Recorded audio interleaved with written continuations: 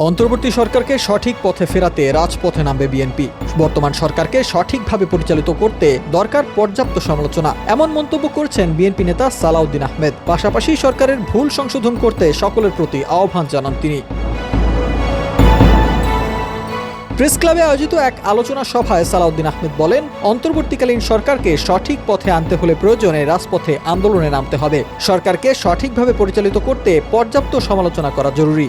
সরকার মাত্রই সিদ্ধান্তে ভুল হতে পারে, তাদের সব সিদ্ধান্তই যে নির্ভুল হবে তা সঠিক নয়, কিন্তু এই ভুলগুলো সংশোধন করা সাংবাদিক সমাজ, রাজনৈতিক দলগুলোর দায়িত্বের মধ্যে পড়ে বলে মনে করেন তিনি। সরকারের সিদ্ধান্তহীনতার কারণে এখন নির্বাচন ও কাঙ্ক্ষিত সংস্কারের বিষয়টি প্রশ্নের মুখে পড়েছে। তাই বিএনপি সরকারের কিছু ভুল সংশোধন করার মাধ্যমে গণতন্ত্র পুনরুদ্ধারের জন্য কিছু পদক্ষেপ নেওয়ার পরিকল্পনা করছে বিএনপি। এর মাধ্যমে একটি নির্বাচিত রাজনৈতিক সরকারের পথ সুগম হবে বলেও মনে করেন তিনি।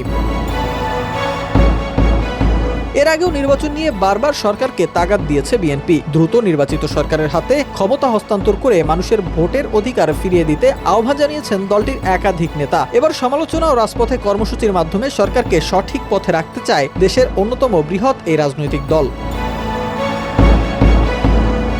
সালাউদ্দিন আহমেদ বলেন, সরকার বিএনপির এই উদ্যোগকে আন্দোলন বা সমালোচনা হিসেবে দেখতে পারে, তবে সরকারকে সঠিক পথে নিয়ে আসাই হবে বিএনপির মূল লক্ষ্য। একটি নির্বাচিত রাজনৈতিক সরকারের পথ পরিষ্কার করার জন্য নিজেদের কার্যক্রমের ব্যাপারেও এ সময় নিজেদের অবস্থান পরিষ্কার করেন সালাউদ্দিন আহমেদ।